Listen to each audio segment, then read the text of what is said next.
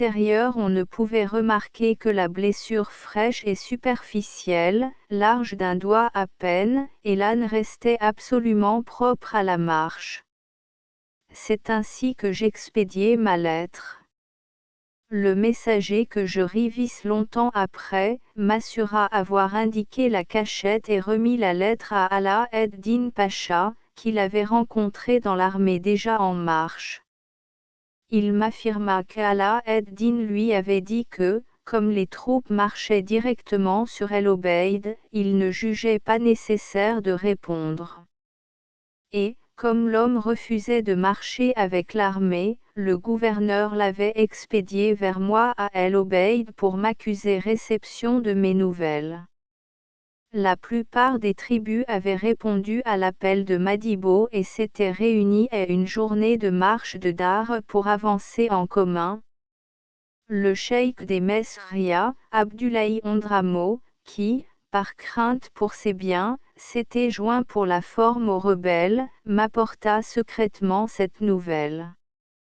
Ismaïn Ouled Bernou était arrivé à Dar avec sa famille, ainsi que Abakar el-Begaoui avec la plus grande partie de sa tribu. Celle-ci éleva, à une distance d'environ 600 mètres de la forteresse, un camp fortifié et le renforça d'un parapet.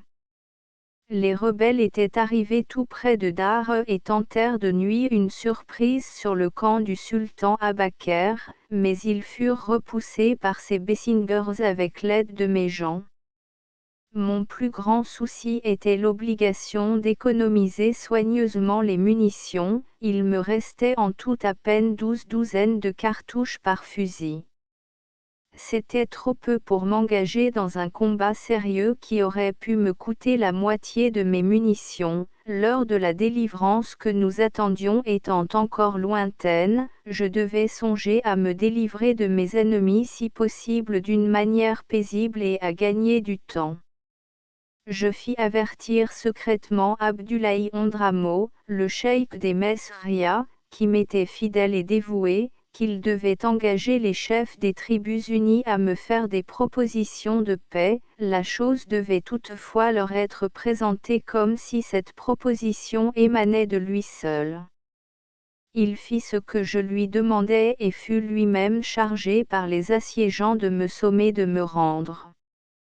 Dans notre entretien, il me communiqua confidentiellement que mes ennemis étaient en très grand nombre et qu'il était de nouveau enflammé pour le combat par les derniers écrits du Mahdi.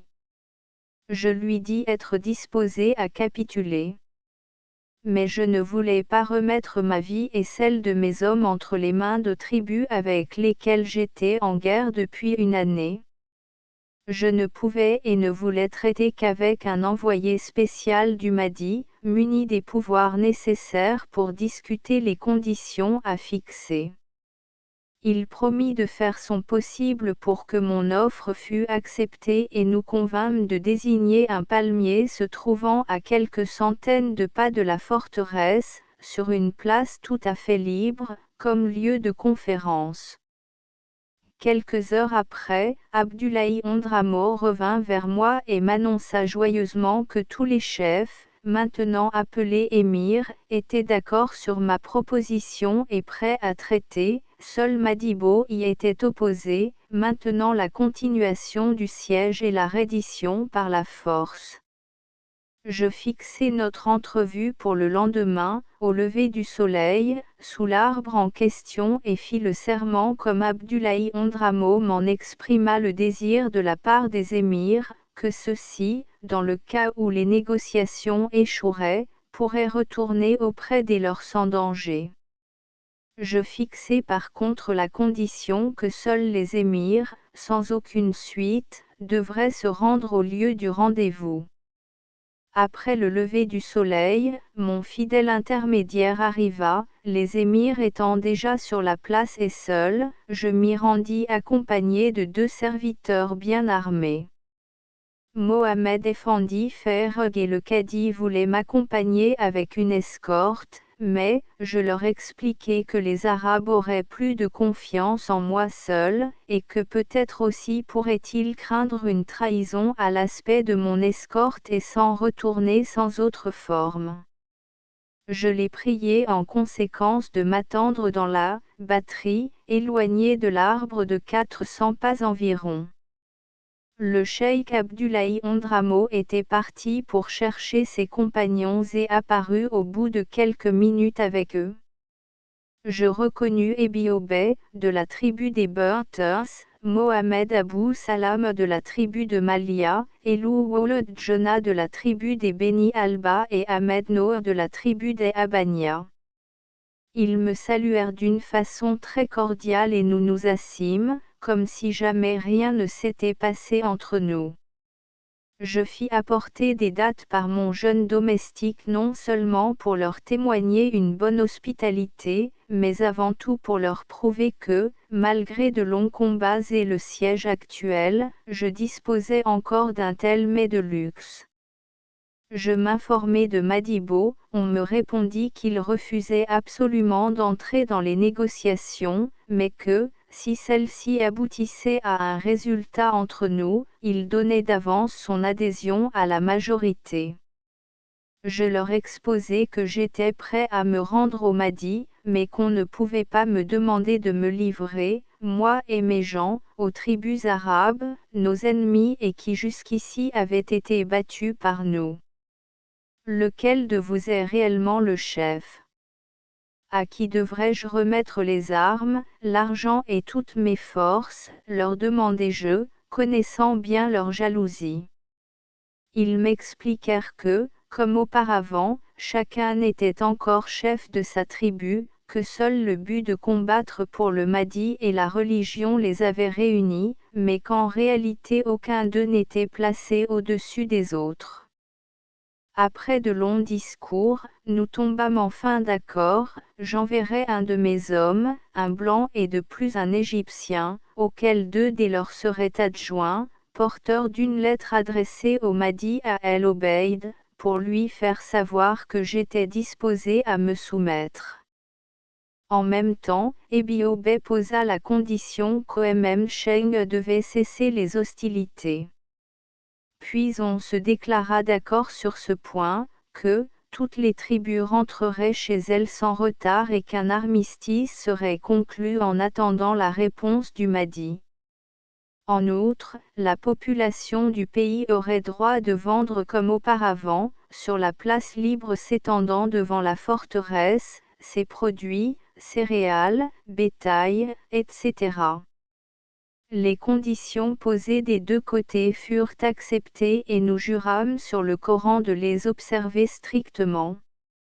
Le porteur du message pour le Mahdi est désigné, sur leur demande, fut Ahmed el-Kritli, que les cheikhes arabes connaissaient depuis longtemps. Il avait été autrefois au service du gouvernement comme Kawaz et chef de 25 cavaliers. Comme il était blanc, qu'il avait de longues moustaches blondes et qu'il avait été désigné autrefois pour la perception des impôts, on crut avoir trouvé en lui l'homme qu'il fallait, représentant bien et expérimenté. Nous nous séparâmes, l'après-midi à la même place, une nouvelle entrevue devait avoir lieu pour entendre la lecture des lettres à expédier au Mahdi. Mohamed Effendi Ferreg et le cadi furent très satisfaits de cet accord. Nous gagnions ainsi du temps et avions l'occasion d'augmenter notre provision de fourrage. Je donnai l'ordre à Ahmed el-Kritli de se tenir prêt à partir le soir même et fit ensuite rédiger les lettres pour le Mahdi ainsi que pour la garnison d'Omm Cheng. À l'heure fixée, nous nous rencontrâmes de nouveau sous l'arbre. Madibo de nouveau ne parut pas parmi les autres, il avait déclaré qu'en ce qui le concernait, il n'accepterait jamais ces conditions qui n'étaient de ma part que mensonges et tromperies. Mais les autres émirs déclarèrent vouloir s'en tenir à l'accord juré et abandonner Madibo à lui-même s'il ne se décidait pas à se joindre à eux à la dernière heure. Je fis donner lecture de la lettre préparée pour le Mahdi, en voici à peu près la teneur, au nom du Dieu de bonté et de miséricorde. De la part de l'esclave de son Dieu, Abd el-Qadir Saladin, Slatin, à Sejijid Mohamed le Mahdi, Dieu le protège et confonde ses ennemis. Amen. Depuis longtemps je défends les biens à moi confiés par mon gouvernement, mais contre la volonté de Dieu il n'y a pas à lutter. Je déclare par la présente me soumettre à lui et à toi, mais seulement à la condition que tu m'envoies un de tes parents, investi par toi d'une autorité suffisante, pour recevoir de moi le pays et le gouverner en paix. J'exige de toi la promesse de protéger dans leur liberté et leur vie tous les hommes, femmes et enfants qui se trouvent dans la place forte. Pour tout le reste, je m'en remets à ta générosité. Cette rédaction trouvée bonne, la lettre fut cachetée en leur présence et remise à Ahmed el-Kritli. Je m'exprimai d'autre part en ces termes à la garnison d'Oumm au commandant de la garnison d'Oumm. Contraint par les circonstances, j'ai écrit au Mahdi et lui ai offert la soumission du Darfour sous certaines conditions. Ebiobey, qui vous fait parvenir cette lettre, s'est engagé à décider l'ennemi assiégeant Oumm à la retraite et vous recevrez pour instruction de cesser les hostilités. Mais je vous interdis, en ma qualité de supérieur, de remettre à l'ennemi la ville, les armes ont le matériel de guerre sans que je sois moi-même présent. Ebiobey souleva quelques objections contre cette lettre et voulut supprimer complètement la dernière phrase. Mais, quand je lui eus exposé que la chose principale était que je me soumisse au Mahdi et qu'Oumm cessa les hostilités, il se déclara satisfait.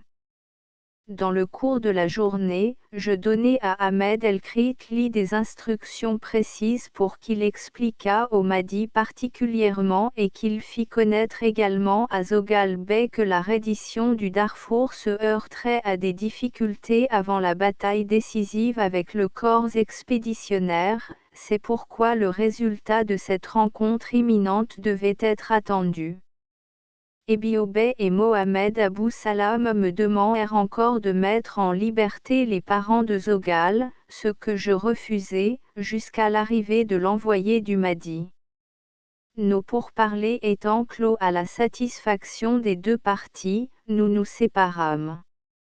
Ahmed el-Kritli se rendit aussitôt dans le camp des émirs et, au coucher du soleil, nous entendîmes les roulements sourds du tambour. On battait la retraite, et peu après les assiégeants avaient quitté Dare. J'envoyai des émissaires pour prendre des informations au sujet de Madibo. Ce dernier s'était aussi retiré, il s'était donc décidé à se joindre à ses camarades. Les communications avec Facher étant interrompues, je ne reçus que longtemps après, un rapport de Saïd Bey Djouma, m'annonçant que les tribus de la province de Facher s'étaient révoltées, bien qu'elles n'eussent pas jusqu'ici attaqué la ville elle-même, elles avaient coupé les vivres. Alors ce fut pour moi des jours d'angoisse. Je savais que l'armée de X-Pacha devait être arrivée en ce moment près d'El Obeid et qu'on devait livrer un combat décisif, duquel dépendait notre sort. Je fis moi-même des achats de céréales sur le marché et m'informai à cette occasion auprès des marchands des bruits répandus dans le pays. Tous savaient qu'une grande armée était en marche contre le Mahdi, mais on ignorait tout dénouement. Au milieu de novembre, le bruit de la victoire du corps expéditionnaire se répandit, mais ne fut accueilli par nous qu'avec prudence. Les bruits les plus divers, les nouvelles les plus contradictoires circulèrent ensuite chaque jour et nous passâmes des semaines entières dans l'angoisse et en proie à une anxiété énorme. Ce ne fut qu'à la fin de novembre que nos doutes furent levés et nos espérances déçues. Je reçus d'une source certaine la terrible nouvelle de la défaite complète du corps commandé par le général X. Le désespoir s'empara de nous tous.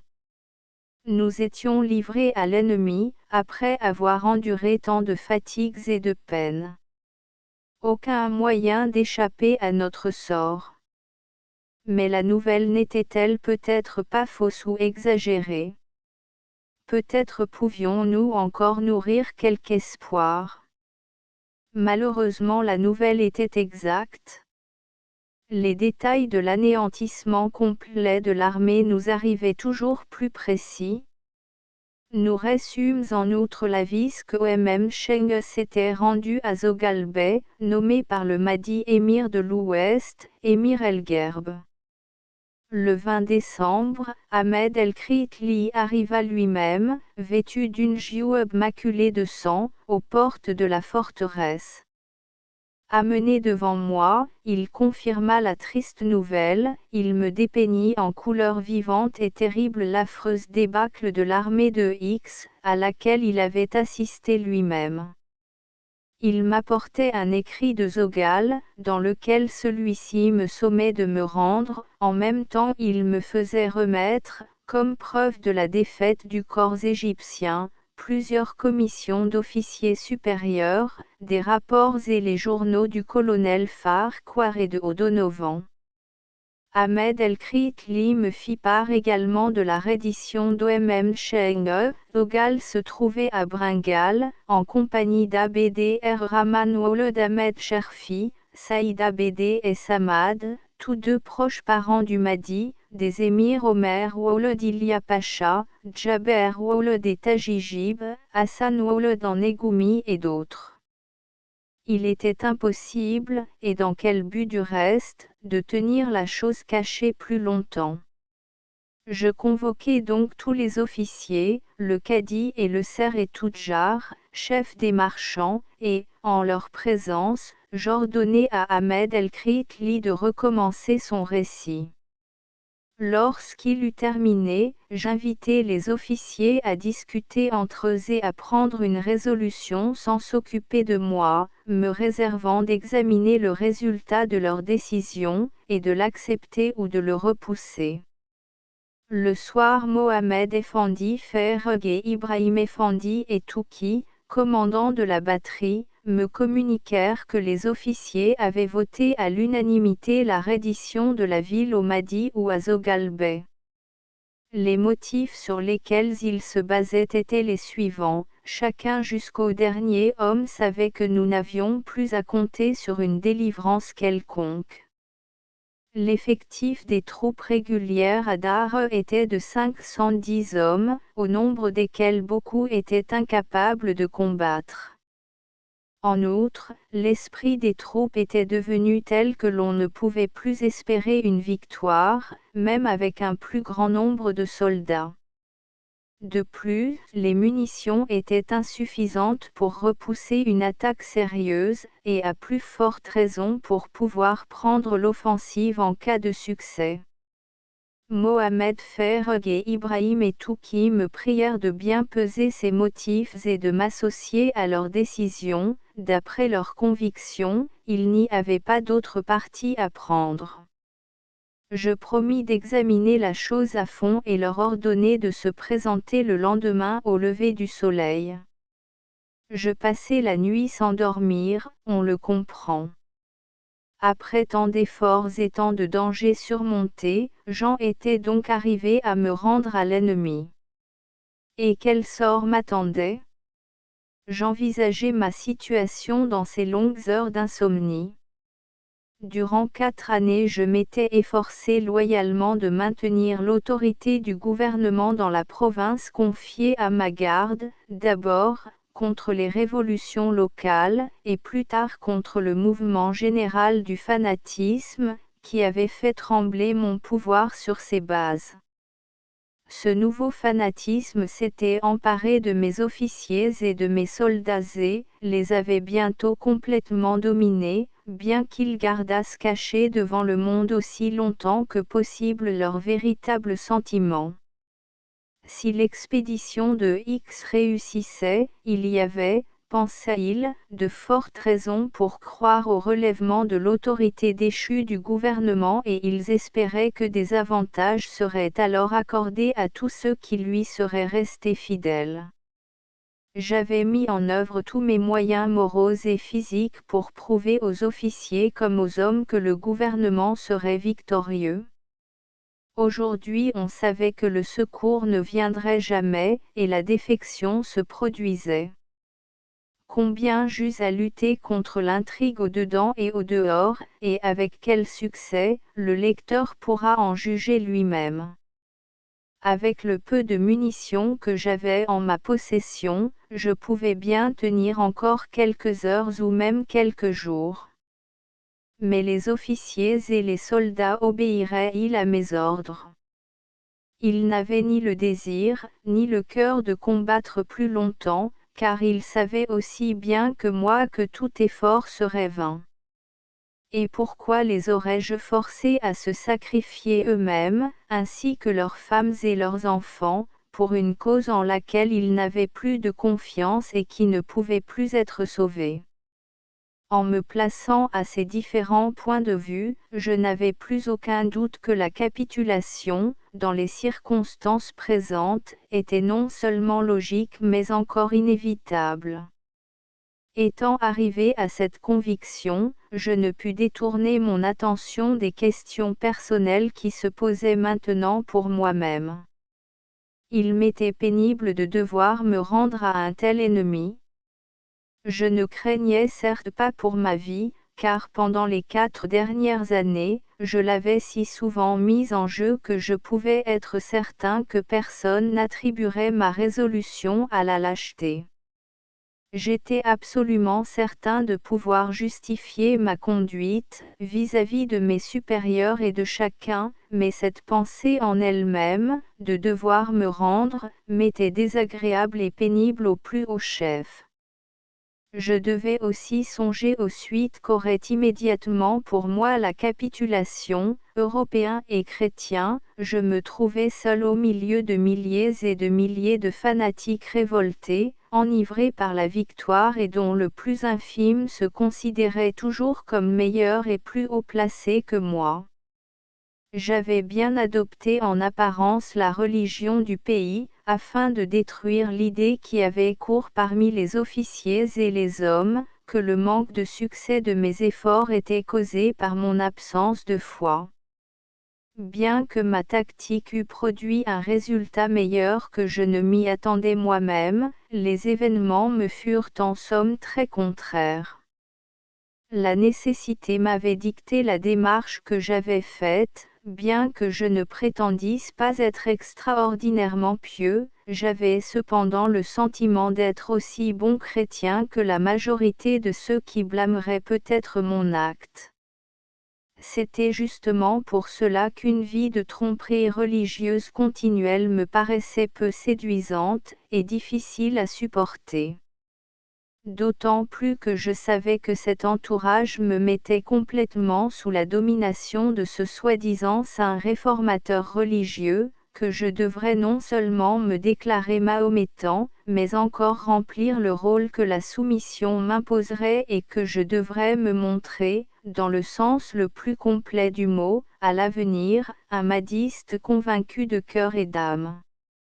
Néanmoins, je dois avouer que les conséquences religieuses nécessaires de la démarche que j'allais faire, bien qu'elles pesassent lourdement dans la balance, n'occupèrent pas autant ma pensée que le sentiment de mon devoir.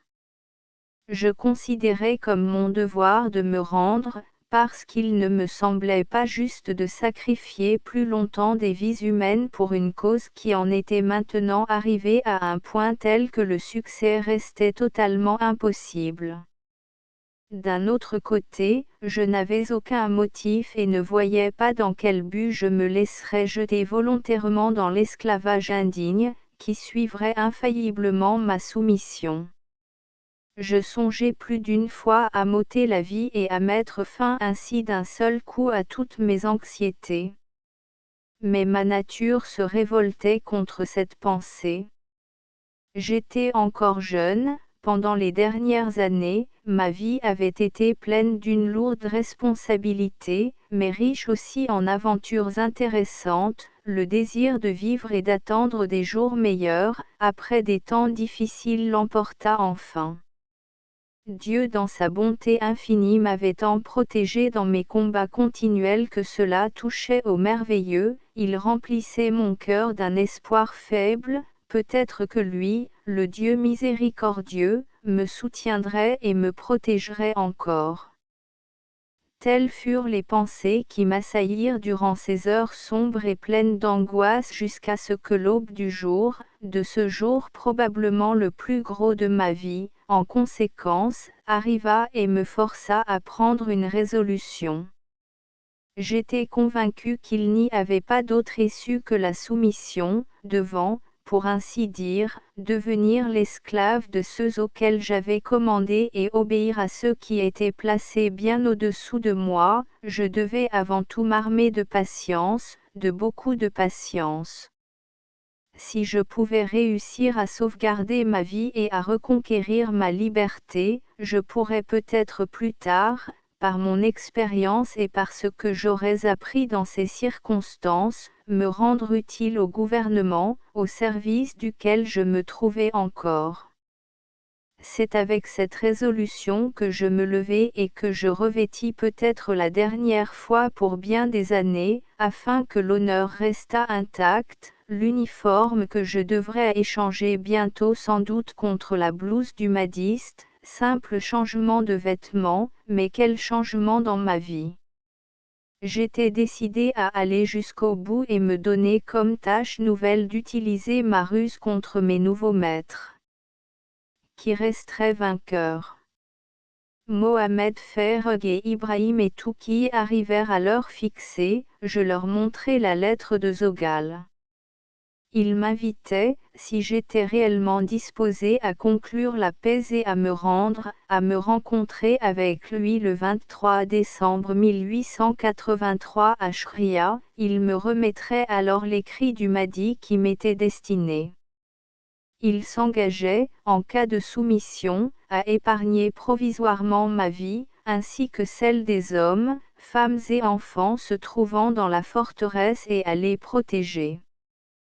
Pendant que nous parlions encore, le capitaine inspecteur entra, annonçant qu'Abdr Razulaga avec tous ses Bessingers, ainsi que le Ser et Tudjar et sa famille s'étaient enfuis pendant la nuit, il s'était probablement joint à l'ennemi.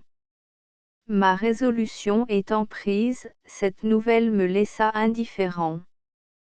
Ce n'était pour moi qu'une preuve de plus qu'il ne fallait pas songer à la résistance.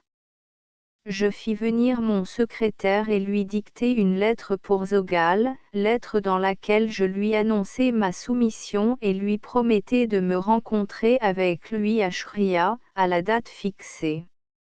J'appelai ensuite Ahmed el-Kritli et lui ordonnai de remettre la lettre à Zogal, qui maintenant portait le nom de Sejijid Mohamed ibn Khalid. Le lendemain je réunis tous les officiers et leur communiquai que j'avais adhéré à leur proposition, que, considérant toute résistance désormais inutile, j'étais prêt à me rendre, enfin, que je quitterais Dar pendant la nuit pour me rencontrer le lendemain avec Zogal à Shria.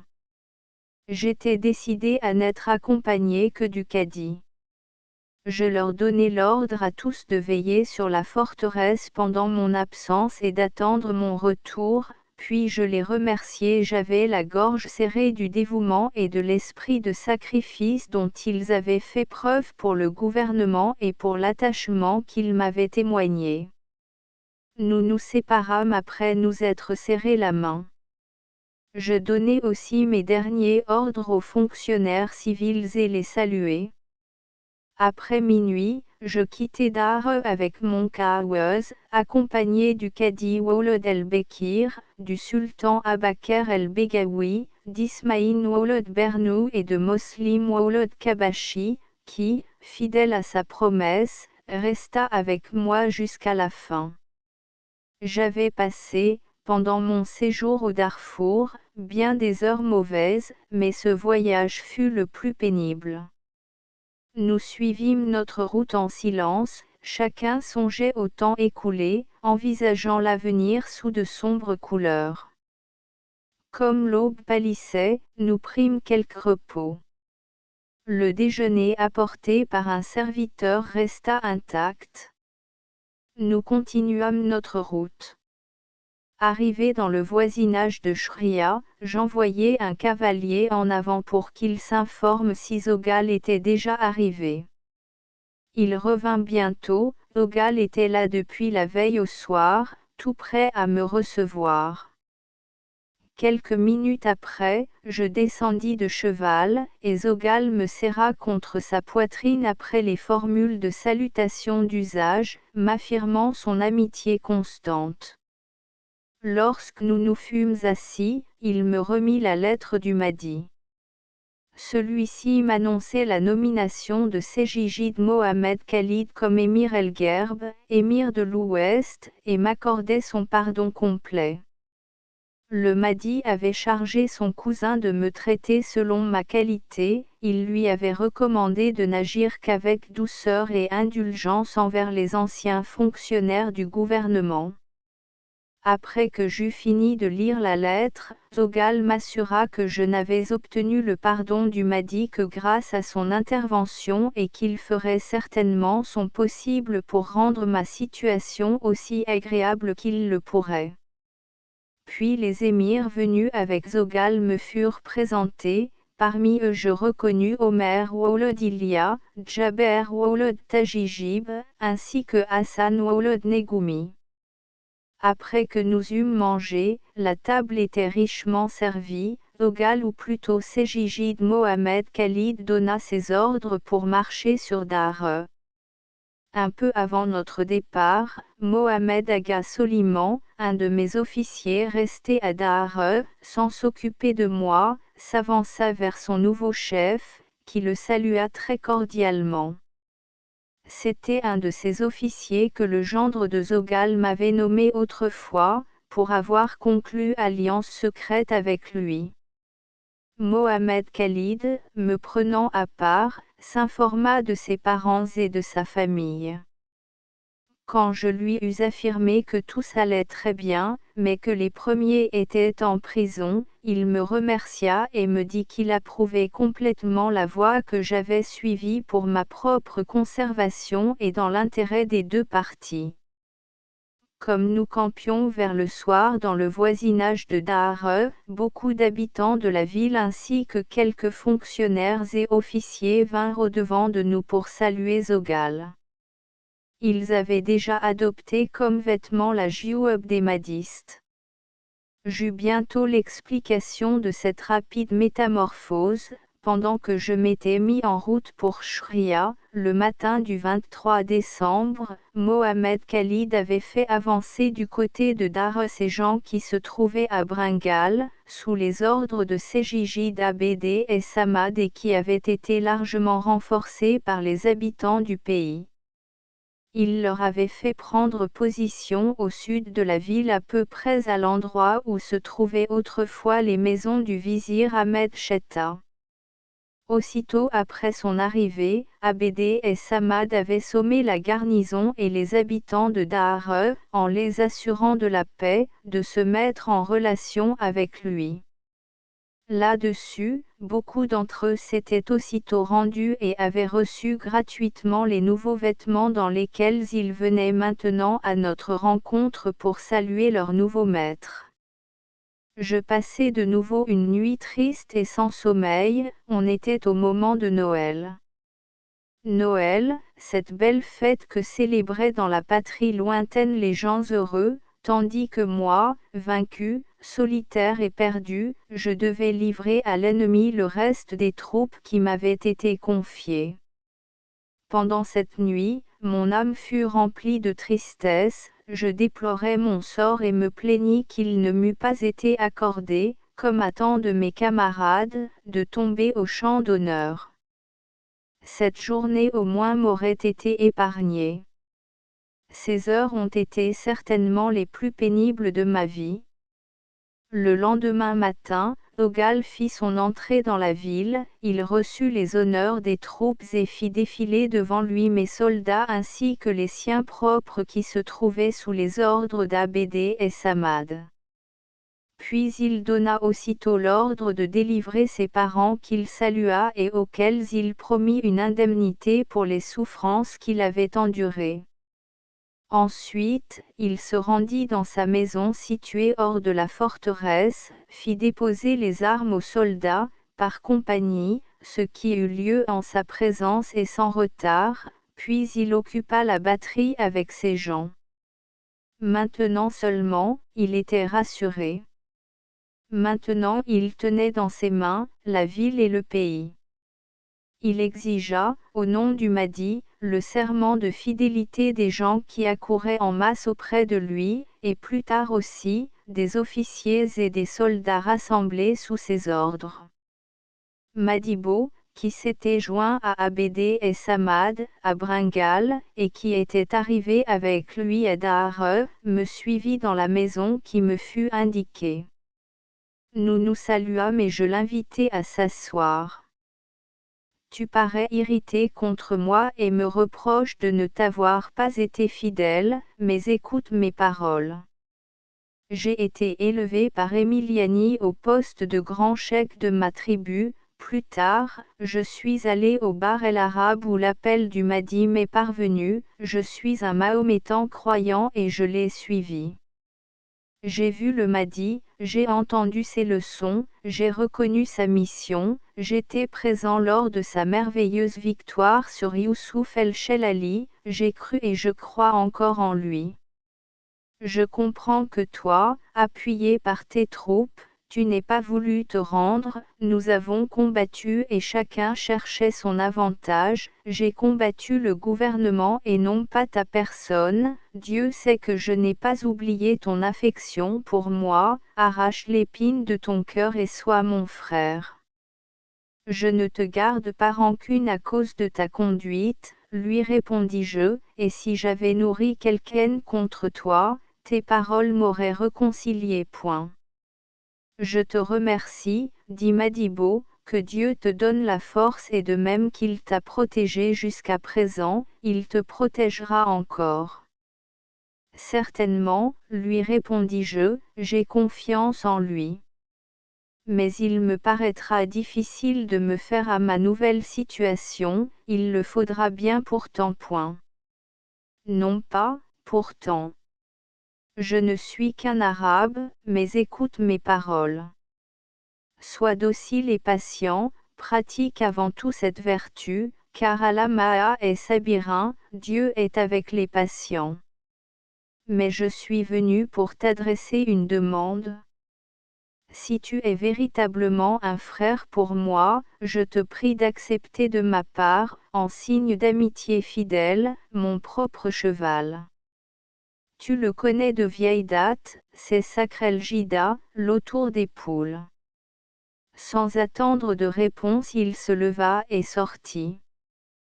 Quelques minutes après, il rentra tenant par la bride son étalon brun, un des plus beaux et des plus forts de sa race, il me l'offrit.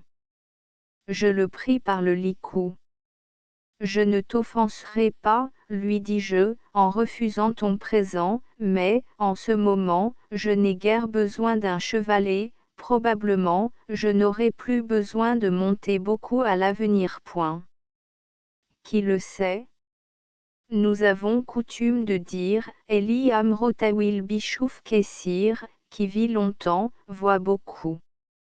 Tu es jeune, tu auras peut-être encore souvent besoin d'un cheval, de celui-ci ou d'un autre. Tu peux avoir raison, Madibo. Eh bien, toi, maintenant, accepte cela en témoignage de mon amitié. Je lui montrai les gros tambours de guerre que mon domestique, sur un signe, apporta près de moi. C'étaient les mêmes que je lui avais pris lors de la chute de Kerchou. Je dépendis encore une épée de la muraille et la posai sur les tambours. Aujourd'hui, ajoutai-je, ces choses m'appartiennent encore. Je puis te les donner. Demain, un autre peut-être pourrait en disposer. Point. Merci, dit le cheikh, c'est avec joie que j'accepte ton présent, il n'y a que peu de temps que j'ai perdu mes na'reuz, tambour, un proverbe arabe dit, rigal shorada ou rada, chez les hommes, il y a la fuite et la défense. J'ai beaucoup combattu en ma vie, souvent j'ai dû prendre la fuite, mais souvent aussi j'ai été victorieux. Point. Madibo fit emporter les tambours et l'épée, puis, nous nous séparâmes. Cette conversation ne me laissa pas insensible et ces pensées revenaient continuellement à mon esprit, être soumis, être patient. Qui vit longtemps, voit beaucoup. Mohamed Khalid me fit appeler, il avait écrit, me dit-il, après mon arrivée à Shria et dans cet endroit même, à Saïd Bedjouma, le sommant de se rendre. Il lui avait envoyé pour le remplacer un certain Faki Abd Rahman. Il désirait que je lui fisse part de la reddition de Dar en le sommant de se rendre lui aussi.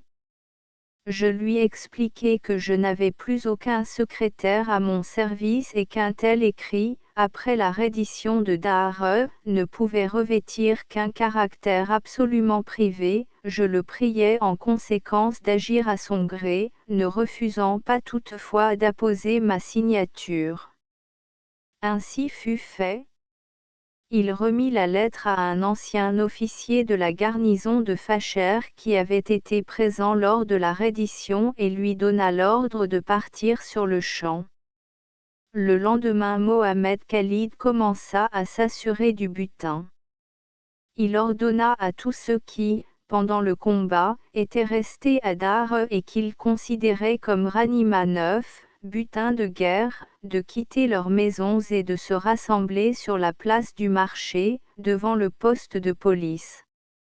Il ne leur permit d'emporter avec eux que le strict nécessaire. Seuls, les soldats non gradés étaient exceptés. On me laissa également tranquille dans ma demeure. Tout ce qu'on enleva dans les habitations alla grossir le Beth el-Mal qu'on avait établi dans la Moudiri, demeure du gouverneur. Comme on ne trouva que très peu d'argent et encore moins de bijoux, toutes les personnes qu'on supposa en posséder furent remises entre les mains des émirs qui les forcèrent à déclarer où elles avaient caché leurs trésors. On se servit pour cette inquisition de toutes les cruautés imaginables. On flagella les malheureux jusqu'au sang, on les roua de coups, on les pendit par les pieds jusqu'à ce qu'ils devinssent fous. L'un des plus cruels fut Hassan Ouled Sadan-Nour. En sa présence, je me plaignis à Mohamed Khalid, de ces procédés inhumains. Irrité, il se tourna vers moi, disant, « Tu te crois donc toujours le Moudir homme du Darfour, pour te permettre de trouver mauvaise certaines choses. » Khalid le remit à sa place et lui rappela que c'était moi qui l'avais délivré de Khartoum, où il était prisonnier et qu'aujourd'hui même, il montait encore le cheval que je lui avais donné. Il me répondit alors avec arrogance, « C'est Dieu seul et non pas toi qui m'as délivré et m'a donné le nécessaire. » Khalid lui reprocha son manque d'éducation en des termes très sévères et lui ordonna de nous quitter. Lorsqu'il fut parti, « Ne prends pas à cœur ces paroles, me dit Khalid, son père Sadan-Nour était un esclave du sultan et le sang d'un esclave ne se renie jamais. » Je ne pus m'empêcher de reprocher vivement à Khalid les mauvais traitements qu'avaient à subir mes anciens administrés et lui rappeler sa promesse par laquelle il m'avait affirmé que ni homme, ni femme, ni enfant n'auraient à souffrir. Dès maintenant, répliqua-t-il brièvement, je ne ratifierai aucune condamnation à mort. Mais toute fortune cachée, tous biens seront repris par la force, s'il est nécessaire. Point. J'en avais assez vu et rentré chez moi. Les malheureux, chassés de leur demeure, en étaient réduits à tendre, en suppliant, sur mon passage ou dans mon habitation, ces mains qui jusqu'alors les avaient nourris. Je ne pouvais leur donner que du blé que j'avais amassé dans des temps meilleurs, il ne me restait aucun argent, ayant dépensé depuis longtemps tout celui que je possédais. Les domestiques des fonctionnaires furent répartis entre les madistes. Les plus jeunes et les plus jolies filles furent envoyées au harem du Mahdi. 7 jours s'étaient écoulés depuis la reddition de Dare. On vint prévenir Mohammed Khalid que Saïd Bedjouma avait envoyé les plus notables des siens pour annoncer sa soumission. La députation attendait ses ordres aux portes de la ville. Khalid rassembla toutes ses forces et alla à leur rencontre.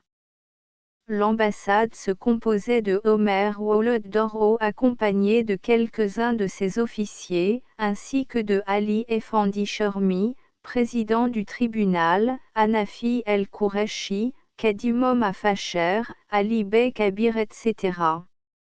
Après des salutations très amicales, un scribe remit le document signé par Saïd Bedjouma, confirmant la reddition de la ville à Faki Abd Rahman, auquel on avait donné, en outre, le relevé des fournitures se trouvant dans les magasins, ainsi que la désignation des bouches à feu, des fusils et des munitions. Mohammed Khalid, enchanté de la reddition de la capitale du pays, conduisit ses hôtes dans la ville, les hébergea du mieux qu'il lui fut possible et s'engagea non seulement à protéger et à épargner la vie des habitants de Facher, mais encore à leur abandonner la moitié de leur fortune, de manière à restreindre ainsi la confiscation à l'autre moitié seulement. Mais dès le lendemain, le bruit se répandit que la garnison regrettait d'avoir promis de se rendre. Le soir même Faki Abd Rahman envoya la nouvelle qu'on l'avait sommé de quitter Facher, qu'il avait obtempéré à cet ordre et que la garnison se préparait à la défense. Mohammed Khalid et la députation de Facher s'enquirent auprès du porteur de cette nouvelle, de la cause qui avait pu décider Djouma à changer aussi subitement de résolution. Il leur fut répondu que ce revirement était dû surtout à l'influence d'une partie des officiers qui avaient appris les mauvais traitements subis par leurs camarades de Dare et qui, craignant semblable sort, avaient décidé de défendre la ville jusqu'au bout. Khalid alors fit savoir à toutes les troupes disponibles qu'elles eussent à se tenir prêtes, en vue d'une expédition. Toute la garnison de Dare, excepté les officiers qu'on gardait à vue devait y prendre part. Il attendit 2 jours encore. Lorsque la nouvelle lui fut confirmée par des soldats d'Omer Ouled Doro et quelques serviteurs d'Ali Bey Kabir arrivant de Facher, il se mit en marche le 3 janvier 1884. Je dus aussi l'accompagner. Les habitants du pays se joignirent en masse à l'expédition. Khalid, ses émirs et les soldats précédemment à Dahre, placés sous le commandement de Mohamed Aga Soliman, atteignirent le 7 janvier Ouaberag, distant de 3 km de Facher et il établit son camp en cet endroit. Le lendemain il me fit signer une lettre qu'il avait écrite en mon nom, rappelant à Djouma et à ses officiers leurs promesses et les sommant de capituler. Ma lettre, ou plutôt la sienne, resta sans réponse. On comprit que, soumis à Khalid, je devais faire ce que bon lui semblait. Un messager toutefois vint annoncer, qu'après les cruautés commises à l'égard de leurs camarades, à Dahre, tous étaient décidés à se défendre et qu'il en adviendrait ce qu'il pourrait. Les habitants de Facher eurent connaissance de cette décision. Tous quittèrent la ville, ceux qui étaient valides se joignirent à Mohammed Khalid, et cet exemple fut suivi aussi par les soldats de Doro habitant hors des fortifications. Khalid ordonna le siège de Fasher et remit à Omer Ouled Doro le commandement en chef. Je me rendis auprès de Mohammed Khalid et demandai à lui parler seul. Entre nous, je lui déclarai que la lutte de la garnison n'avait été provoquée que par les mesures qu'il avait prises contre les employés du gouvernement qui étaient maltraités avec son consentement tacite, d'une manière honteuse par ces gens. J'ajoutai qu'en aucun cas je n'étais disposé à prendre part à un combat contre mes anciens administrés et lui demandai la permission de retourner à Dahre, car, comme il le savait, j'étais encore souffrant.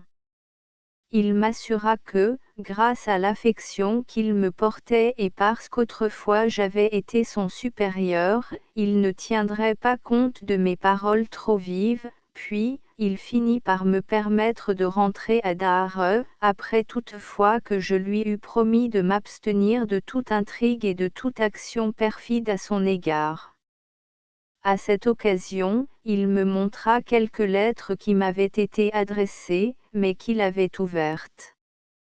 Elles contenaient les réponses à mes rapports envoyés autrefois de Dar Beni Alba au Caire, via Sio.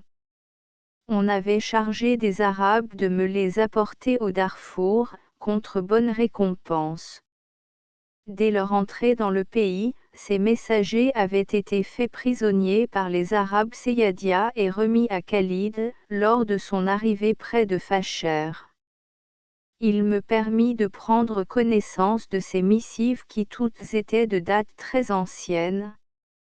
Le premier message était signé par le Khedive Mohammed Tawfik.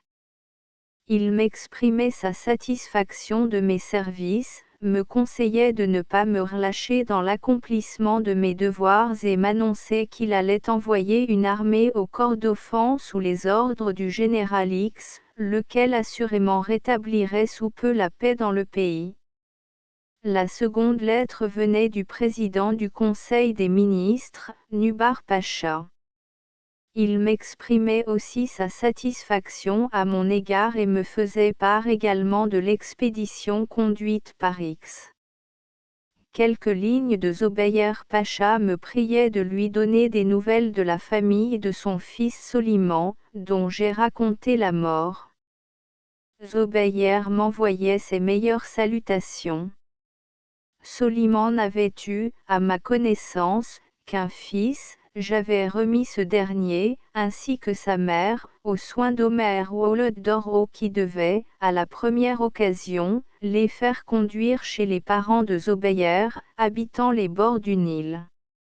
La mère toutefois s'était remariée avec un des parents d'Omer et l'enfant lui avait été laissé. On se figurera aisément avec quel bonheur je parcourais ces lettres. Quelles espérances n'avait-on pas fondées en l'expédition de X? Espoir déçu. Je surmontai l'émotion qui me gagnait et rendis les lettres à Mohammed Khalid. Ton Effendina, vice-roi, me dit-il d'un air méprisant, croyait vaincre le Mahdi. Le maître attendu l'a battu. Pour cet ébloui, il y aura encore de mauvais jours. Je ne répondis rien. Madibo ne m'avait-il pas conseillé d'être soumis et patient? Que de fois, pourtant, ce me fut difficile d'obéir à ses conseils. Je pris congé de Khalid qui commençait à me faire sentir que, maintenant, il était devenu mon supérieur. Je partis aussitôt pour Dahre. Réellement souffrant, je gardai la chambre, sans pouvoir jouir du repos, troublé sans cesse par les plaintes amères des malheureux auxquels on avait enlevé tout moyen d'existence. Sur ces entrefaites, les mahdistes assiégèrent Fasher. La forteresse était sise sur la colline occidentale, les rebelles prirent position sur l'autre située à l'orient. Ces deux collines étant séparées entre elles par le Rerastan d'Elti, ils gardèrent les puits qui se trouvent sur les versants des collines et dans la vallée. Quoique Saïd Djouma fut commandant en chef, Saïd Aga el-Fouli et Ibrahim Aga et Tekelaoui jouissaient d'une influence beaucoup plus grande sur la garnison.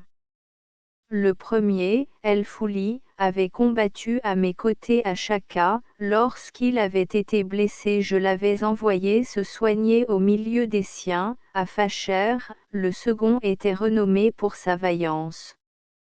La garnison manquant d'eau, un combat ne tarda pas à s'engager ayant pour but et pour endroit de la lutte les puits situés au dehors.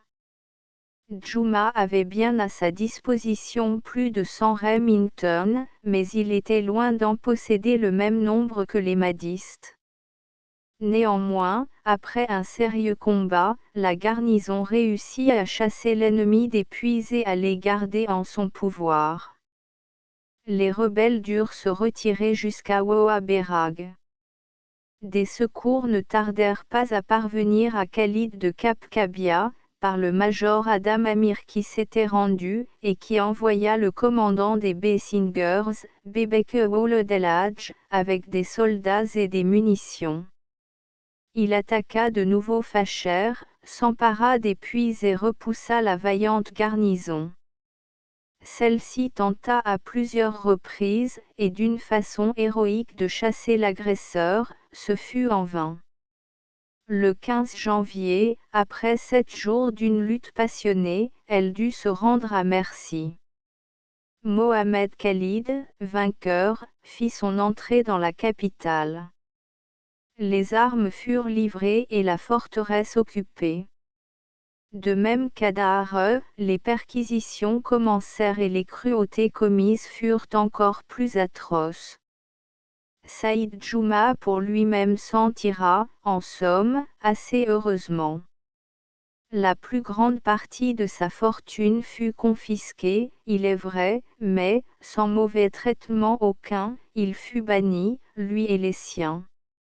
Envoyé provisoirement à Kob, on lui assigna une demeure où il fut au moins tranquille, tandis que ses camarades et tous ceux qui s'étaient rendus eurent beaucoup à souffrir.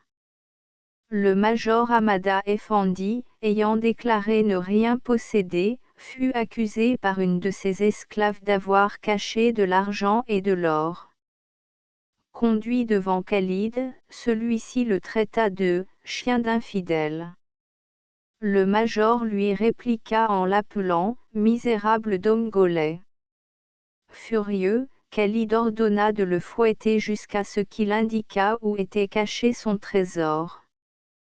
Pendant 3 jours, Hamada Effendi subit la peine du fouet, à raison de 1000 coups journellement.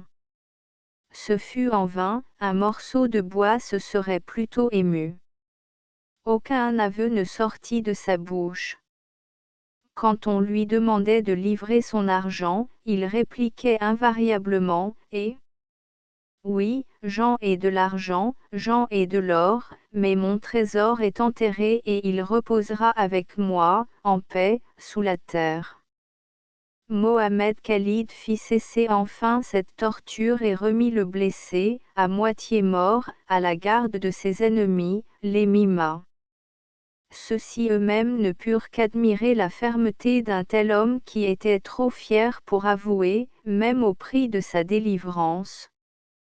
Ibrahim el-Tekelaoui, qu'un émir avait traité d'esclave, après avoir tué sa femme et ses jeunes frères se donna la mort. Saïd Fouli préféra mourir plutôt que de subir plus longtemps pareilles humiliations. Ces derniers incidents décidèrent enfin Khalid à mettre un frein à tant de cruauté. Il bannit en différents endroits, mais à proximité, le reste des officiers égyptiens. Khalid me fit alors mander à Facher. J'arrivai dans la capitale, au commencement de février. On m'assigna pour demeure la maison de Djouma, avec ordre d'y faire venir mes gens et mes chevaux qui étaient restés à Dahre. On me fit entendre que, en signe de soumission, je devrais volontairement aliéner le reste de mes biens. Je remis, comme on me le demandait, même ce que je possédais à Facher, à Djaber Ould Tajijib, nommé administrateur, à main, du Beth el-Mal. Il ne me restait, en somme, que juste de quoi vivre. Ayant appris les mauvais traitements qu'avait endurés Amada, ainsi que sa fermeté extraordinaire, je cherchai aussitôt à le voir. Je le trouvai dans un état affreux.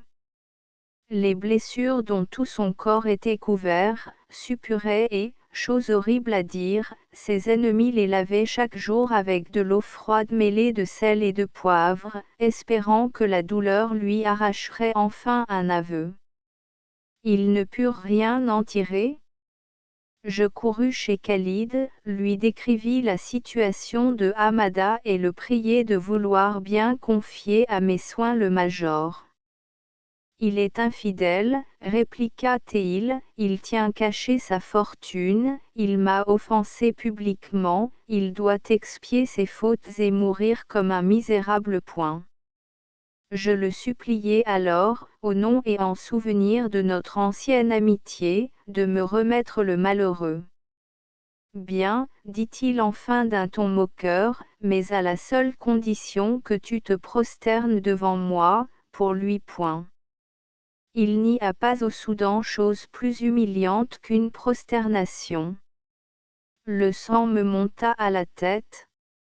Je crois que je ne l'aurais pas fait, même pour sauver ma propre vie, et, bien, ce n'était pas trop pour sauver le malheureux dont l'image effrayante, terrible, était présente à mes yeux. Je me prosternai devant Mohamed Khalid et posai mes mains sur ses pieds nus, mais lui rapidement les retira et me releva, il paraissait avoir honte du sacrifice qu'il venait d'exiger de moi. Hamada est libre, me dit-il, je le remets entre tes mains. Mais, donne-moi ta parole, que si tu apprends en quel endroit sont enfouies ces richesses, tu m'avertiras sans retard point. Je le lui promis. Il appela un de ses parents, afin qu'il m'accompagnât et qu'on me remît le malheureux. Mes domestiques transportèrent Hamada, sur un angareb, dans ma maison. Je lavai ses blessures et fis étendre dessus du beurre frais, cela le soulagerait au moins, car, il ne fallait pas espérer le sauver. Il but un peu de bouillon, à voix basse, il prononçait parfois quelques mots, appelant la malédiction du ciel sur ses bourreaux. Le 4e jour de son séjour dans ma demeure, il désira rester seul avec moi. Ami, murmura Théil, je sens que mon heure dernière est venue. Que Dieu te récompense de ce que tu as fait pour moi. Je ne puis plus rien faire maintenant, pourtant je te donnerai un gage de ma gratitude, j'ai enfoui mon or. Arrête, lui criai-je, veux-tu m'indiquer l'endroit où ton trésor est caché? Oui, tu dois l'avoir, qu'il puisse être utile. Non, je ne veux et je ne peux pas le posséder. Pour te délivrer de tes persécuteurs, je me suis engagé à communiquer, le cas échéant, à Mohamed Khalid, ton ennemi, l'endroit où est caché ton or. Tu as assez souffert pour que ce trésor ne tombe pas entre les mains de ceux que tu haïs, continue à garder le silence, emporte ton secret dans la tombe, elle ne te trahira pas. Que ce soit ta consolation et ta vengeance. Tandis que je parlais, Hamada avait saisi ma main. Merci, râla Théil, sans mon argent, tu seras encore heureux un jour. Allah Kérim. Dieu est miséricordieux, point. Il s'étendit essayant de lever un peu l'index de la main droite. Doucement, très doucement, il put murmurer encore. La ilaha illallah, Mohamed Razoulallah. Puis il ferma les yeux pour toujours. Il ne souffrait plus.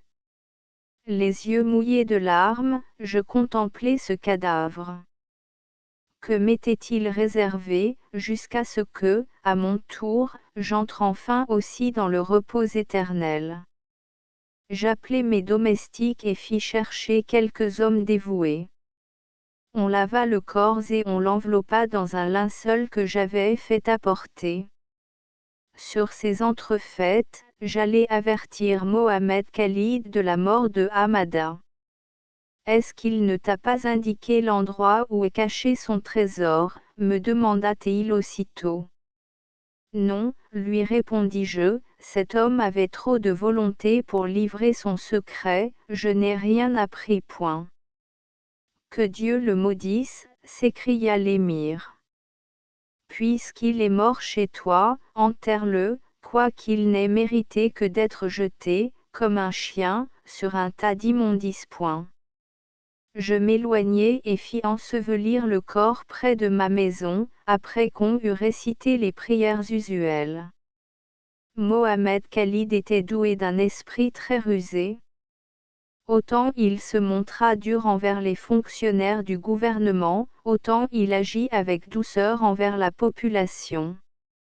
Il n'en donna pas moins toutes les bonnes places à ses parents et chercha à tirer du pays tout ce qu'il put, mais, il évita soigneusement de s'aimer la discorde, s'efforça de tranquilliser et de rassurer les gens en cherchant à les rallier au nouveau régime. Les impôts allèrent en majeure partie grossir sa caisse, cependant, de temps à autre, il faisait parvenir au Mahdi et à ses califes de jolies jouvencelles, des chevaux, des chameaux bien gras. On remerciait le généreux donateur.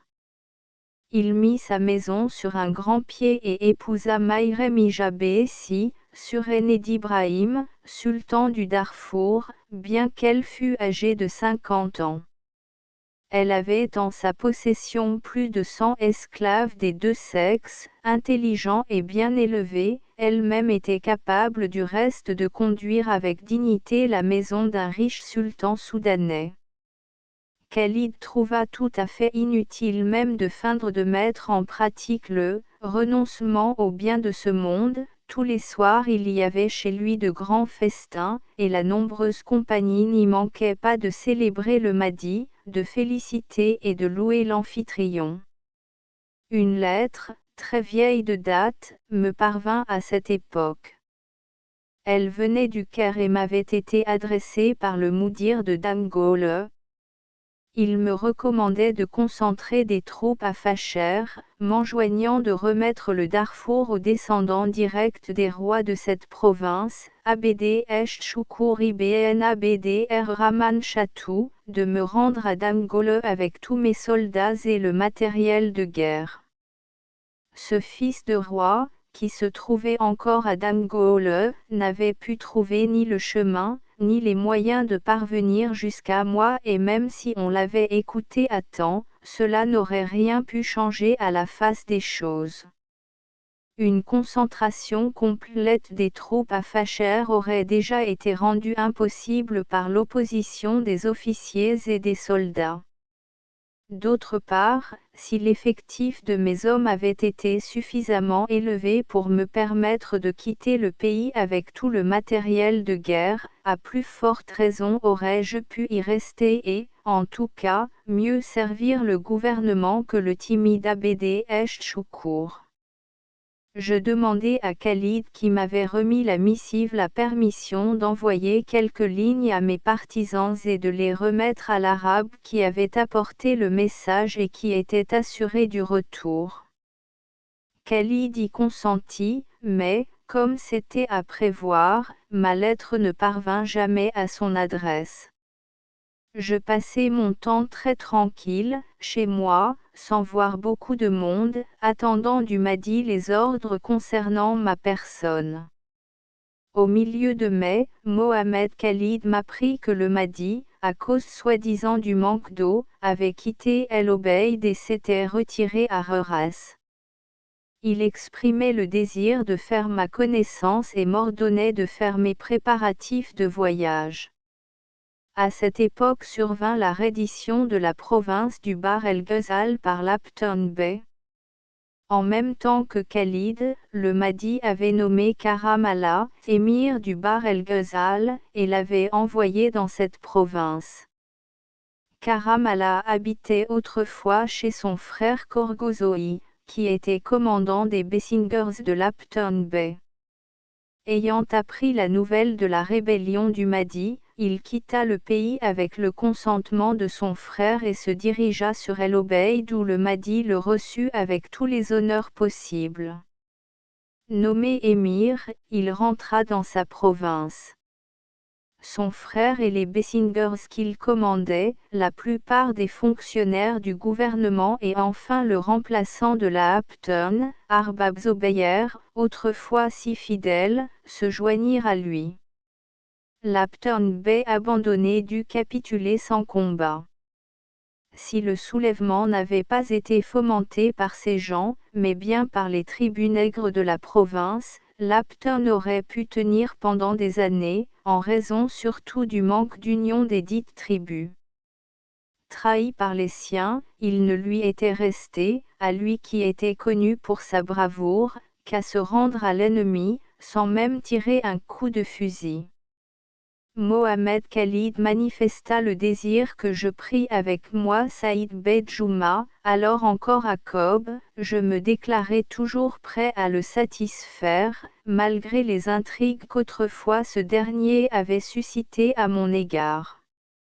Dimitri Zigada, un marchand grec résidant depuis longtemps au Darfour et qui fournissait la viande aux garnisons de Facher et de Cap Kabia me demanda l'autorisation de se rendre avec moi au Kordofan.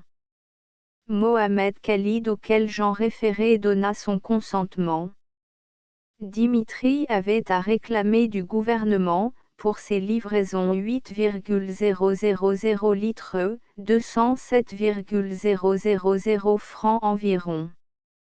Il portait les bons que je lui avais signés avant la capitulation, toujours sur lui, cousus dans une ceinture et dans des chiffons de toile. Je me procurai les chameaux nécessaires. À cette époque de l'année, on trouve très peu d'eau sur le chemin du Kordofan, je dus donc limiter au strict nécessaire le nombre de ces animaux. Le prix des chevaux étant, d'autre part, très élevé au Kordofan, j'en pris 4 avec moi, avec l'intention de les vendre là-bas pour réduire les frais de voyage. J'avais fait dos à Khalid, sur le désir qu'il m'en avait exprimé, de l'étalon que Gordon m'avait donné jadis à Doura el-Qadra. Saïd Bey Djouma était arrivé de Kob, la séparation de ses 4 femmes et de ses 7 enfants lui avait été particulièrement pénible. Vers le milieu de juin 1884, je partis de Facher, en compagnie de Djouma et de Zigada. J'étais presque joyeux de pouvoir quitter ce pays où j'avais passé par tant de chagrins et de surprises amères. Mohamed Khalid nous adjoignit une escorte de 10 hommes commandés par le Faqih Chahir de la race des Berti, pour nous protéger en route, prétenda-il, mais bien en réalité pour nous surveiller. Nous prîmes congé de lui. Je le remerciai des diverses bontés qu'il m'avait témoignées et lui recommandai ceux que nous laissions à ses soins, puis nous prîmes le chemin de Woda et de Fafa, pour atteindre Tawaesha. En route, nous fûmes exposés non seulement à la curiosité générale, mais encore nous dûmes subir de nombreux propos railleurs sur notre situation actuelle, situation qu'on trouvait, de l'avis de tous, encore beaucoup trop belle en raison de nos prétendus méfaits d'antan. 5 jours après, nous atteignîmes Tawaesha, notre guide Faqih Chahir, natif de cet endroit, trouva bon d'y séjourner pendant plusieurs jours. Nous dûmes l'attendre. Quoiqu'il nous traitât en hôtes et nous hébergeât de son mieux, nous ne demandions qu'à continuer notre voyage, il se décida enfin à quitter sa ville natale. Pendant notre séjour, je fis cadeau à ces petites filles de bracelets en ivoire, très recherchés dans le Darfour et que j'avais emportés sur moi comme argent pour le voyage. À lui-même, je donnai quelques-uns des rares écus que j'avais pu me procurer à Facher, je gagnai ainsi sa confiance. Il me communiqua alors en secret que Mohamed Khalid l'avait chargé d'épier toute notre conversation, les remarques que nous pouvions faire sur le Mahdi ou sur son administration devaient être rapportées rigoureusement et consciencieusement au calife Abdullahi. Il me pria d'avertir mes compagnons de voyage, un seul mot imprudent pouvant nous compromettre. Je le remerciai cordialement et recommandai à tous la plus grande prudence. Après avoir traversé Daranr, nous arrivâmes vers la mi-juillet à El Obeid, non sans avoir souffert du manque d'eau et avoir été importunés à plusieurs reprises par les Arabes Mesria. Le Mahdi avait laissé dans cette ville un de ses parents, autrefois marchand d'esclaves, nommé Sejijid Mamout, pour le remplacer. Je le trouvai accroupi sur le sol, au milieu de nombreux marchands, en train de se disputer violemment avec eux. Je me présentai, mais quoiqu'averti de mon arrivée, il resta quelques minutes sans paraître m'apercevoir. Il finit enfin par me saluer et ordonna à un de ses serviteurs de nous accompagner dans une maison sise non loin de là et qu'on nous assigna comme quartier. 1 heure après, on nous apporta un mouton et un sac de blé, en nous recommandant d'assister aux prières publiques. Dimitri Zigada s'étant déclaré malade, nous nous rendîmes, Djouma et moi, au lieu des prières, où depuis midi jusqu'au soir, Sejijid Mamout et ses compagnons nous entretinrent de la grandeur du Mahdi, et de la sainteté de sa doctrine. Sur tous les tons et continuellement, on exigeait fidélité et respect au Mahdi, sous peine de cruelles punitions sur cette terre et de condamnation éternelle dans l'autre monde. Épuisés de fatigue, il nous fut permis enfin de regagner notre logis. Le lendemain Sejijid Mamout nous avertit d'avoir à continuer notre voyage, nous quittâmes El Obeid pour atteindre, à une journée de marche environ, Heras où le Mahdi avait établi son camp. Footnote, un chiatin en arabe pluriel de shaïtan, signifie diable, tel est le surnom donné à Slatin Pacha dans le territoire du Mahdi. De Romolo-Gessi, né en 1831 à Constantinople, combattit en Crimée à côté des Anglais et y fit la connaissance de Gordon qu'il appela en 1874 au Soudan où, après diverses campagnes, il fut enfin nommé gouverneur de la province du Bahr el-Ghazal. 3. Le Dabarek est un réservoir maçonné, rond et bas, d'environ 3 mètres de diamètre, qui reçoit l'eau du puits et sert à abreuver le bétail. 4 villages assez vastes et dépendants de la province de Dare. 5. Il faut comprendre par écu, écu medjidi, monnaie turque qui vaut environ 2 FRS. 50 CTS. 6. La nareuse est un tambour de guerre, en cuivre.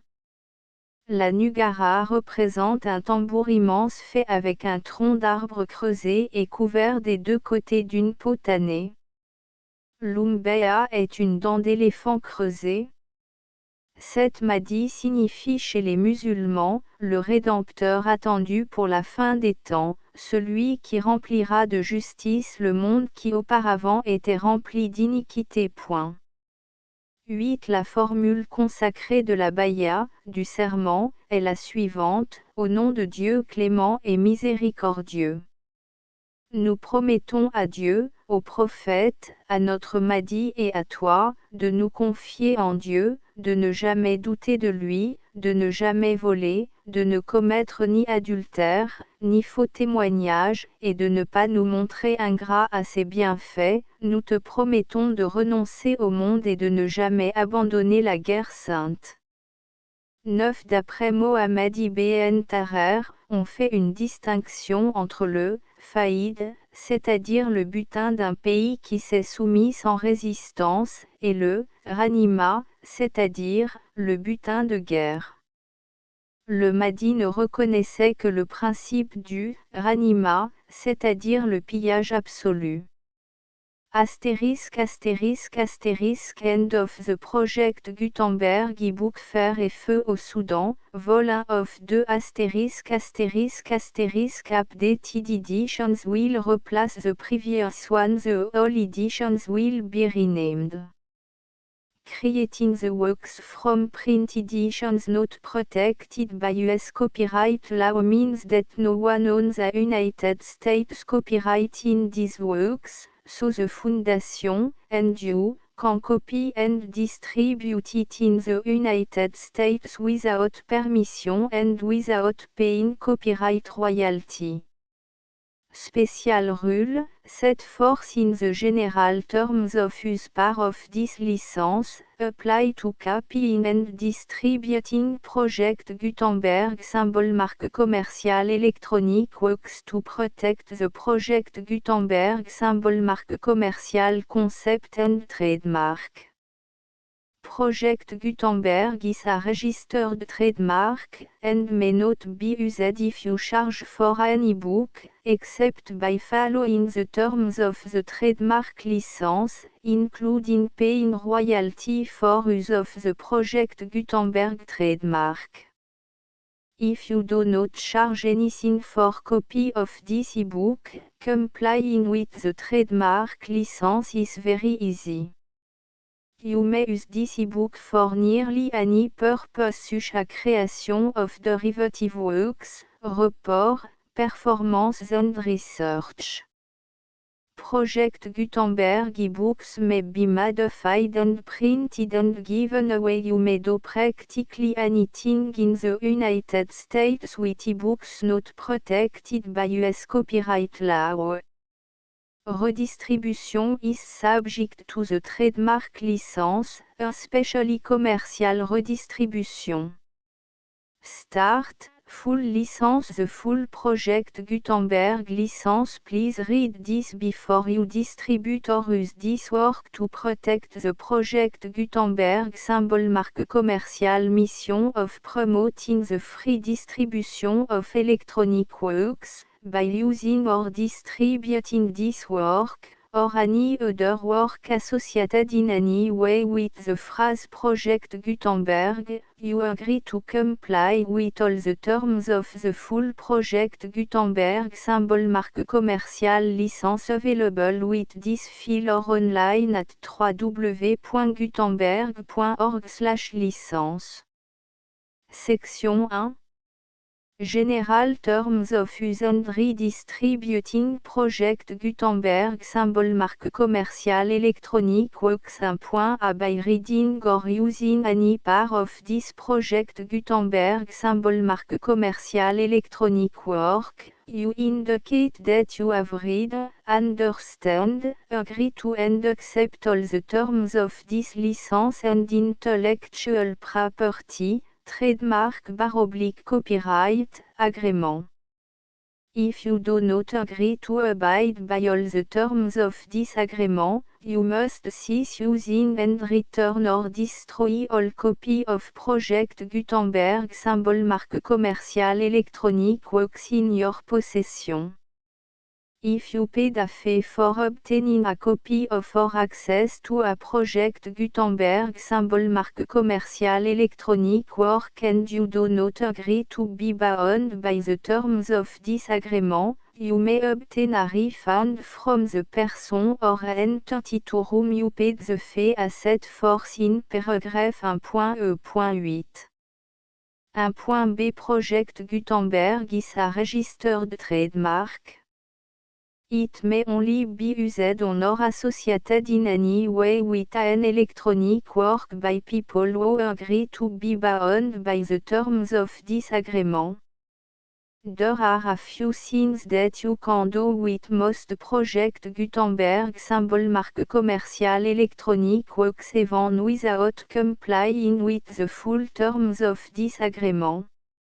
See paragraph 1.c below. There are a lot of things you can do with Project Gutenberg symbol marque commercial electronic works if you follow the terms of this agreement and help preserve free future access to Project Gutenberg symbol marque commercial electronic works. See paragraph 1.e below. 1.c. The Project Gutenberg Literary Archive Foundation, the Foundation or PGLAF, owns a compilation copyright in the collection of Project Gutenberg symbol marque commercial electronic works. Nearly all the individual works in the collection are in the public domain in the United States. If an individual work is unprotected by copyright law in the United States and you are located in the United States, we do not claim a right to prevent you from copying, distributing, performing, displaying or creating derivative works based on the work alone as all references to Project Gutenberg are removed. Of course, we hope that you will support the Project Gutenberg symbol marque commercial mission of promoting free access to electronic works by freely sharing Project Gutenberg symbol marque commercial works in compliance with the terms of this agreement for keeping the Project Gutenberg symbol marque commercial name associated with the work. You can easily comply with the terms of this agreement by keeping this work in the same format with its attached full Project Gutenberg symbol marque commercial license when you share it without charge with others. 1.d. The copyright laws of the place where you are located also govern what you can do with this work. Copyright laws in most countries are in a constant state of change. If you are outside the United States, check the laws of your country in addition to the terms of this agreement before downloading, copying, displaying, performing, distributing or creating derivative works based on this work or any other Project Gutenberg symbol marque commercial work. The Foundation makes no representations concerning the copyright status of any work in any country other than the United States. 1.e Unless you have removed all references to Project Gutenberg. 1.e.1.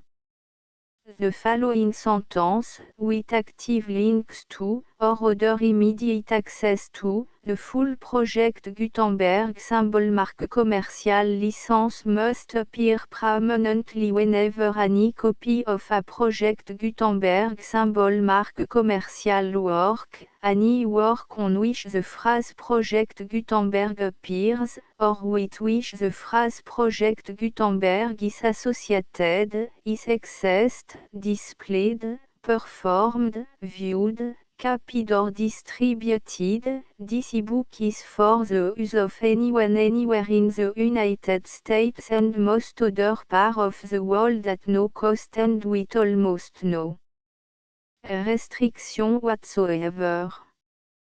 You may copy it, give it away or reuse it under the terms of the Project Gutenberg license included with this ebook or online at www.gutenberg.org. If you are not located in the United States, you will have to check the laws of the country where you are located before using this ebook. 1.e.2. If an individual Project Gutenberg symbol marque commercial electronic work is derived from texts not protected by US copyright law, does not contain a notice indicating that it is posted with permission of the copyright holder, the work can be copied and distributed to anyone in the United States without paying any fees or charge. If you are redistributing or providing access to a work with the phrase Project Gutenberg associated with or appearing on the work, You must comply either with the requirements of paragraphs 1.e.1 through 1.e.7 or obtain permission for the use of the work and the project Gutenberg symbol marque commerciale trademark asset force in paragraphs 1.e.8 or 1.e.9.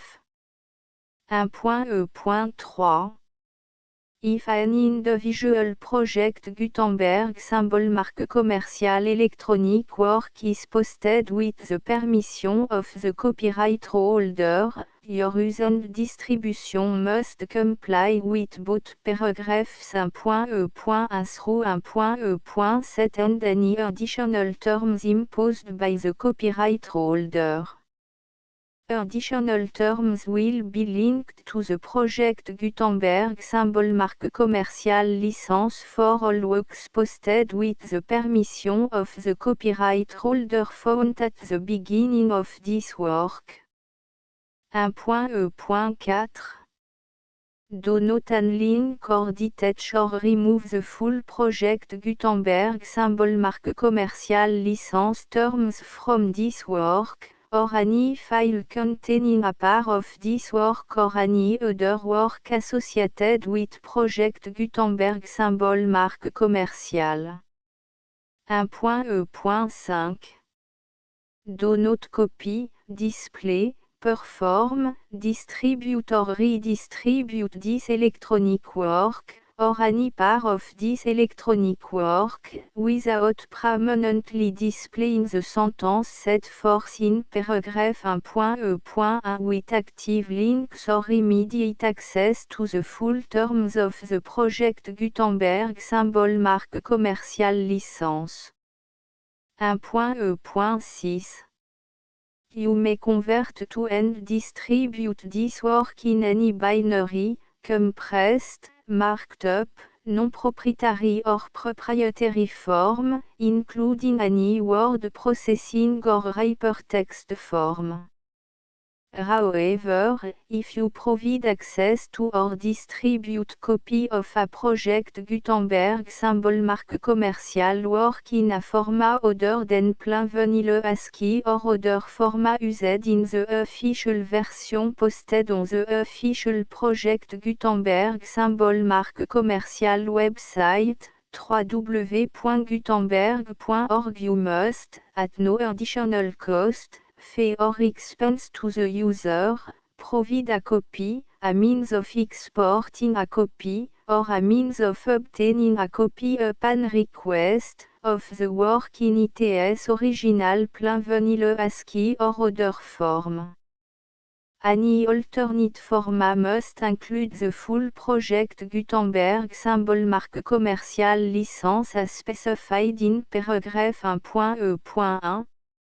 1.e.7 Do not charge a fee for access to, viewing, displaying, performing, copying or distributing any project Gutenberg